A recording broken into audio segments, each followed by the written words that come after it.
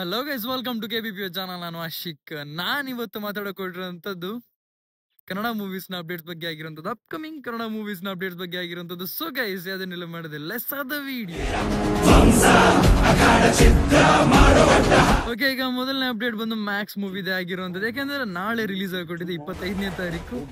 Brand ಆಗಿ ಬರೋಕೊಟ್ಟಿರುವಂತ ಒಂದು Max cinema ಅಂತಾನೆ ಹೇಳ್ಬೋದು. ಯಾಕಂದ್ರೆ ಕಪಿಲ್ ದೇವ್ ಅವ್ರು ವಿಶ್ ಮಾಡಿದ್ದಾರೆ, UI ಸಿನಿಮಾದಿಂದ ಉಪೇಂದ್ರ ಅವರು ವಿಶ್ ಮಾಡಿದ್ದಾರೆ, ಹಾಗೇನೆ ಟಾಕ್ಸಿಕ್ ಸಿನಿಮಾದಿಂದ ಯಶ್ ಅವರು ಕೂಡ ವಿಶ್ ಮಾಡಿದ್ದಾರೆ ಅಂತಾನೆ ಹೇಳ್ಬೋದು ನಾಳೆ ರಿಲೀಸಿಗೆ.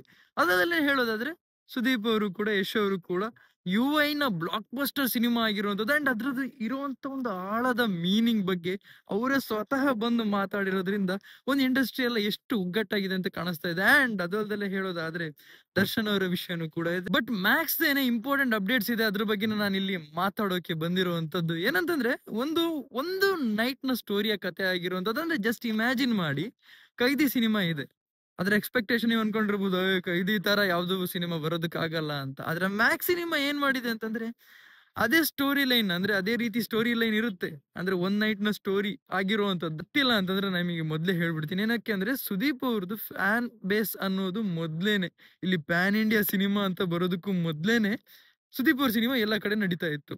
ಆಸ್ ಎ ವಿಲನ್ ಆಗಿ ಅವ್ರು ಯಾವಾಗ್ಲೂ ಫೇಮಸ್ ಆಗಿದ್ರು. ಒಂದು ಈಗ ಸಿನಿಮಾಯಿಂದ ಇನ್ನೊಂದು ಬಾಲಿವುಡ್ ರಕ್ತಚರಿತ, ಆತರ ತುಂಬಾನೇ ಇದೆ ಗುರು, ಹೇಳೋದಕ್ಕಾಗಲ್ಲ ಅಷ್ಟೊಂದು ಸಿನಿಮಾಸ್ ಅವರು ಮಾಡಿದ್ದಾರೆ. ಅಂದ್ರೆ ಪ್ಯಾನ್ ಇಂಡಿಯಾದಲ್ಲಿ ಅವ್ರ ಫ್ಯಾನ್ಸ್ ಆಲ್ರೆಡಿ ಇದ್ದಾರೆ ಅಂತ ನಾನು ನಿಮಗೆ ಅರ್ಥ ಮಾಡಿಸ್ತಿರುವಂತದ್ದು. ಇಲ್ಲಿ ಮ್ಯಾಕ್ಸ್ ಬಗ್ಗೆ ಮಾತಾಡ್ಬೇಕಾದ್ರೆ ಬೇಬಿ ಜಾನ್ ಸಿನಿಮಾ ಬಗ್ಗೆ ಎಲ್ಲರೂ ಮಾತಾಡೇ ಆಡ್ತೀವಿ. ಯಾಕಂದ್ರೆ ಹಿಂದಿ ಒಂದು ಬಾಲಿವುಡ್ ನ ಸಿನಿಮಾ ಇದ್ರ ಜೊತೆ ರಿಲೀಸ್ ಆಗಿಕೊಂಡಿದೆ. ನಿಮ್ಮ ಮ್ಯಾಕ್ಸಿಮಮ್ ಸಪೋರ್ಟ್ ಒಂದು ಕನ್ನಡ ಸಿನಿಮಾ ಆಗಿರುತ್ತೆ ಅಂತ ನಾನು ಅನ್ಕೊಂತೀನಿ. ಯಾಕಂದ್ರೆ ಅದೊಂದು ತೆರಿ ಸಿನಿಮಾನ ಒಂದು ಡಬ್ಬಿಂಗ್ ಅಂತಾನೆ ನೀವೆಲ್ಲರಿಗೂ ಗೊತ್ತಿರೋದ್ರಿಂದ. ಸೊ ಮತ್ತೆ ಡಬ್ಬಿಂಗ್ ಸಿನಿಮಾ ನೋಡಿ ಪರವಾಗಿಲ್ಲ, ಆದ್ರೆ ಕನ್ನಡ ಸಿನಿಮಾನ ಬಿಟ್ಟು ನೋಡಕ್ ಹೋಗುವಂತದ್ದು ಕರ್ನಾಟಕದಲ್ಲಿ ಯಾರಾದ್ರೂ ಇದ್ದೀರಾ ದಯವಿಟ್ಟು ಕ್ಷಮಿಸಿ, ನೀವು ದೊಡ್ಡ ತಪ್ಪು ಮಾಡ್ತಾ ಇದ್ದೀರಾ. ಅಲ್ಲಿ ಬಾಲಿವುಡ್ ಅವರು ನೋಡ್ಕೊಂತಾರೆ, ಆದ್ರೆ ಕನ್ನಡ ಸಿನಿಮಾ ಅಂತ ಬಂದಾಗ ಯಾವ್ದೇ ಕಾರಣಕ್ಕೂ ಯಾವ್ದು ಸ್ಟಾರ್ ಅಂತಾನು ನೋಡಕ್ ಹೋಗ್ಬೇಡಿ, ಕನ್ನಡ ಸಿನಿಮಾಕ್ಕೆ ಸಪೋರ್ಟ್ ಮಾಡಿ ಅನ್ನೋದು ನಾವು ಹೇಳೋದೇ ಬಿಡ್ಬೇಕು. ಆ ರೀತಿ ನೀವು ಸಪೋರ್ಟ್ ಮಾಡ್ಬೇಕು. ಮುಂದಿನ ದಿನಗಳಲ್ಲಿ ಗೊತ್ತಾಗುತ್ತೆ ನಿಮಗೆ ಕನ್ನಡ ಸಿನಿಮಾ ಯಾಕೆ ಗುರು, ನಾನು ಯಾರಿಗೆ ಹೇಳ್ತಾ ಇದ್ದೀನಿ, ಬಾಲಿವುಡ್ ಎಲ್ಲ ಎಲ್ಲಿ ಈಗ ಸ್ಯಾಂಡಲ್ವುಡ್ ಮುಂದೆ ಅಲ್ವಾ.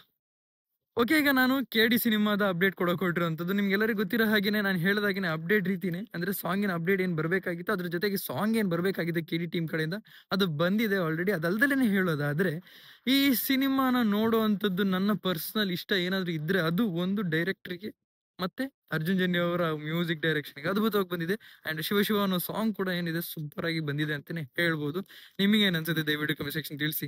ಇದು ಬಿಟ್ಟರೆ ನನಗೆ ಜಾಸ್ತಿ ಏನು ಎಕ್ಸ್ಪೆಕ್ಟೇಷನ್ ಮೂವಿ ಮೇಲಿಲ್ಲ. ಅದಲ್ದಲ್ಲೇ ಅವರೇ ಕನ್ಫರ್ಮ್ ಮಾಡಿ ಹೇಳಿದ್ದಾರೆ, ಪ್ರೇಮ್ ಅವರು, ಅಂದ್ರೆ D58 ಅವರೆಲ್ಲ ನಮ್ಮ ಫ್ಯಾಮಿಲಿ ಇದ್ದಂಗೆ, ಅವ್ರ ನಮ್ಮ ಬ್ರದರ್ ಫ್ರೆಂಡ್ ಇದ್ದಂಗೆ ಡಿವೋರ್ಸ್ ಅವರು. ಅಂದ್ರೆ ಅಫ್ಕೋರ್ಸ್ ಅವ್ರು ಹೇಳೋ ಅವಶ್ಯಕತೆ ಇಲ್ಲ, ನಮಗೆ ಗೊತ್ತಿರುವಂತದ್ದೇನೆ. ಅಂದ್ರೆ ಮೂವಿನ ಮಾಡ್ತೀನಿ ಅನ್ನೋ ಒಂದು ಕನ್ಫರ್ಮೇಶನ್ ಕೊಟ್ಟಿದ್ದಾರೆ. ಬಟ್ ನೀವೆಲ್ಲ ಡಿವೋರ್ಸ್ ಬಗ್ಗೆ ಕೇಳ್ತಿರ್ತೀರಲ್ಲ, ಈಗ ಡಿವೋರ್ಸ್ ಬಗ್ಗೆ ಅಪ್ಡೇಟ್ ನಾನು ಕೊಡ್ತೀನಿ ನೋಡಿ. ಆ ಡೆವಿಲ್ ಸಿನಿಮಾ ಶೂಟ್ ನಾನು ಕಾಯ್ತಾ ಇದ್ದೀನಿ, ಅಂಡ್ ಟೀಮ್ ಕೂಡ ರೆಡಿ ಇದೆ ಗುರು. ಇದೇ ವಿಷಯನ ಅವರು ಕೂಡ ಹೇಳ್ತಿದ್ರು. ಆದ್ರೆ ವಿಷಯ ಅದಲ್ಲ, ಅವರು ಕೂಡ ಚೇತರಿಸೋಸ್ಕರನೇ. ಜಸ್ಟ್ ಇಮ್ಯಾಜಿನ್ ಮಾಡಿ, ಅವ್ರು ಯಾವಾಗ್ಲೂ ಹಾಸ್ಪಿಟಲ್ ವಿಸಿಟ್ ಮಾಡ್ತೀನಿ ಅಂದ್ರೆ ಅವರ ಆರೋಗ್ಯದಲ್ಲಿ ಸಮಸ್ಯೆ ಇದೆ ಅಂತ ಹೇಳ್ಬಿಟ್ಟು. ಸೊ ಅದಿನ್ನೂ ಕಂಪ್ಲೀಟ್ ಆಗಿ ಕ್ಯೂರ್ ಆಗಿಲ್ಲ ಅನ್ನೋ ಒಂದು ಕಾರಣಕ್ಕೋಸ್ಕರ ಅವಾಗ ಹೋಗಿ ವಿಸಿಟ್ ಮಾಡ್ತಾ ಇದಾರೆ. ಸೊ ನಾವ್ ಅರ್ಥ ಮಾಡ್ಕೋಬೇಕಾಗುತ್ತೆ, ಸಿಚುವೇಶನ್ ಅರ್ಥ ಮಾಡ್ಕೊಳ್ಳೋದ್ರಲ್ಲಿ ಸುಮ್ನೆ ನಾವು ಮಾತಾಡೋದು ತಪ್ಪಾಗುತ್ತೆ. ಅಂಡ್ ನೀವು ನಮ್ಮ ಹತ್ರ ಅಪ್ಡೇಟ್ ಕೇಳಿದಾಗ ಕೂಡ ನಾನ್ ಯಾವಾಗ್ಲೂ ಯೋಚನೆ ಮಾಡುವಂತದ್ದು ಒಂದೇನೆ, ನಿಮಗೆ ಸರಿಯಾದಂತ ಒಂದು ನ್ಯೂಸ್ ಕೊಡ್ಬೇಕು ಅಂತ.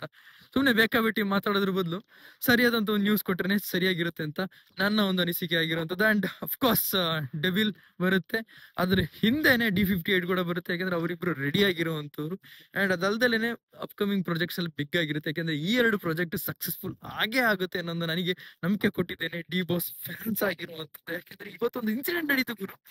ಜಸ್ಟ್ ಒಂದು ಕಾಮಾಕ್ಷಿ ಬಳಿಯ ಇದು ಮೈಸೂರಲ್ಲಿ ಒಂದು ಹಾಸ್ಪಿಟಲ್ ವಿಸಿಟ್ ಕೊಟ್ಟಿರ್ತಾರೆ. ಆಗ ಜಸ್ಟ್ ಕಾರ್ ನೋಡ್ಬಿಟ್ಟು ಜನ ಬರ್ತಾರೇನೋ ಒಂದು, ಅಂದ್ರೆ ಡಿವೋರ್ಸ್ ಅವ್ರು ಬರ್ತಾರೇನೋ ಒಂದು ಹಿಂಟ್ ಕೂಡ ಇಲ್ದಲೇನೆ ಹೇಗೆ ಅಷ್ಟೊಂದ್ ಜನ ತುಂಬ್ತಾರೆ ಅಂದಾಗ ಅಲ್ಲೇ ಗೊತ್ತಾಗುತ್ತೆ ಡಿವೋರ್ಸ್ ಫ್ಯಾನ್ಸ್, ಅಂದ್ರೆ ಫ್ಯಾನ್ಸ್ ಕ್ರೇಜ್ ನನಗೆ ಅರ್ಥ ಆಗುತ್ತೆ. ಅಂಡ್ ನಿಮ್ಗೆಲ್ಲ ಯಾರು ಗುರು, ನಿಮ್ಗೆಲ್ಲ ಎಷ್ಟು ಹೇಳಿದ್ರು ಕಮ್ಮಿನೇ. ಯಾಕೆಂತಂದ್ರೆ ನಿಮ್ಮ ಪ್ರೀತಿ, ನೀವ್ ಏನ್ ಕೊಡ್ತಿರಲ್ಲ ಪ್ರೀತಿ ಡಿವೋರ್ಸಿಗೆ, ಅದ್ ಯಾರು ಕೊಡೋದಕ್ಕೆ ಸಾಧ್ಯನೇ ಇಲ್ಲ ಅಂತಾನೆ ಹೇಳ್ಬೋದು. ಯಾಕಂದ್ರೆ ಡಿ ಬಾಸ್ ಫ್ಯಾನ್ಸ್ ಇರೋ ಕ್ರೇಜ್ ಅದು ಅಂತಾನೆ ಹೇಳ್ಬೋದು. ನಿಜ ಗುರು, ಯಾರೋ ನೀವೆಲ್ಲ ಈ ರೇಂಜ್ ಕ್ರೇಜು, ಯಪ್ಪ ಬಾರಿ ಗುರು. ಹಾಗೇನೆ last but not least toxic ಬಗ್ಗೆ ಹೇಳೋದಾದ್ರೆ, ಜನವರಿ 8ನೇ ತಾರೀಕಿಗೆ ಒಂದು ಬಿಗ್ಗೆಸ್ಟ್ ಮ್ಯಾಸಿವ್ ಅಪ್ಡೇಟ್ ಬರುತ್ತೆ ಅನ್ನೋದು ನಿಮ್ಗೆ ಎಲ್ಲರಿಗೂ ಆಲ್ರೆಡಿ ಗೊತ್ತಿರೋಂಥ ವಿಷಯ ಆಗಿರೋಂಥದ್ದು. ಬಟ್ ಆದ್ರೆ ನನ್ನ ಕಡೆಯಿಂದ ಯಾಕೆ ಹೇಳ್ತೀನಿ ಅಂದ್ರೆ, ಹೇರ್ ಸ್ಟೈಲ್ ಅಲ್ಲೇ ಚೇಂಜಸ್ ತೋರಿಸಿ ಹಿಂಟ್ ನ ಅವರೇ ಬಿಟ್ಕೊಡ್ತೀರಾ ಅಂತ ಅನಿಸ್ತಾ ಇತ್ತು.